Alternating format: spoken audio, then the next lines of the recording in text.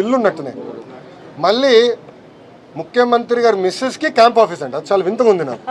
ఎందుకంటే గతంలో ఎప్పుడు ముఖ్యమంత్రి గారి మిస్సెస్కి క్యాంప్ ఆఫీస్ అనేది మన ఆంధ్ర రాష్ట్ర చరిత్ర ఎప్పుడు లేదు. భారతదేశంలో కూడా ఎక్కడ ఉండదు. అది ముఖ్యమంత్రి మిస్సెస్కి ఒక క్యాంప్ ఆఫీసు, మళ్ళీ ముఖ్యమంత్రి గారికి ఆఫీస్. అదే ఆఫీస్ అంటే చాలా అండర్ స్టేట్మెంట్.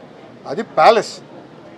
అక్కడ వాడిన మెటీరియల్స్, సింక్, ఎస్ఎఫ్టీకి 27,000 మీరు చూశారు. మళ్ళీ దాని తర్వాత సెక్యూరిటీ సిబ్బంది అంటే మళ్ళీ ఆయనకి 1000 మంది ఇష్టం. 1000 మంది చుట్టూ ఉంటేనే ఆయన బయటకు అడుగు పెడతాడు. వివేకానంద రెడ్డి గారు వచ్చి చంపుతారని ఆలోచించాడు. 1000 మంది పెట్టుకుని తిరుగుతాడు ఆయన. మళ్ళీ వాళ్ళందరూ ఉండేదానికి ఒకటి ఇక్కడ దేనికి వాడాలో మాకే అర్థం అట్లా. చాలా సీరియస్ ఇష్యూ అది. అది కూడా ప్రజలకు ఓపెన్ చేయాలనేది ఆలోచనలో ఉన్నాం.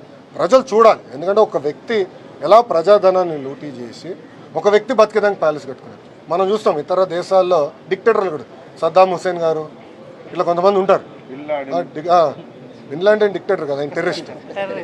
డిక్టేటర్స్ ఉంటారు. సో డిక్టేటర్స్లో వాళ్ళు ఎలా బతుకుతున్నారు, మన పౌల్ ఎస్కోబార్ వాళ్ళందరూ ఉన్న ఇల్లు చూస్తే నథింగ్. దీని ముందర నథింగ్. ఒక వ్యక్తి బతికేదానికి ఇంత ఖర్చు పెడతారు. మళ్ళీ దాన్ని వీళ్ళు సమర్థిస్తారు. అది తప్పేంటంటే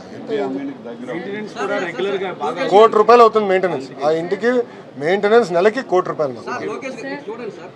చెప్పండి సార్. నేను ఒక్క నిమిషం సాక్షి 1 సెకండ్. మీ నాయకుడు లాగా ప్రెస్ ముందల పారిపోయే అలవాటు మాకు ఎవ్వరికి లేదు. మేము ధైర్యంగా నుంచి అన్ని ప్రశ్నలు సమాధానం చెప్పడానికి సిద్ధంగా ఉన్నాం. మీరు అడగండి, నేను చెప్తాను. దయచేసి మీరు మీ నాయకుడిని కూడా మిగతా మీడియా మిత్రులు అడిగిన ప్రశ్నకు సమాధానం చెప్పమని కోరుతున్నాను. చెప్పండి.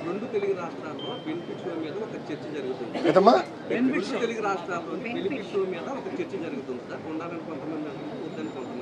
ఇక్కడ కూటమి ఎమ్మెల్యేలు కూడా బెనిఫిట్స్ ఎన్టీఆర్ హయాంలో బెనిఫిట్స్ వేశారంటే అది చార్జీ కోసం వేసేవారు, నిర్మాతల కోసం వెళ్తున్నారని చెప్పి మన ఎమ్మెల్యే రీసెంట్గా మాట్లాడారు. మీ వైఖరి అది వాళ్ళ వ్యక్తిగత అభిప్రాయం. ప్రభుత్వం విధానం ఏంటో మేము చాలా స్పష్టంగా పాలసీ పరంగా చెప్పేశాం కదా. ఇంకెందుకు దాని గురించి డిస్కషన్? నేనేంటి సార్ మ్యాటర్?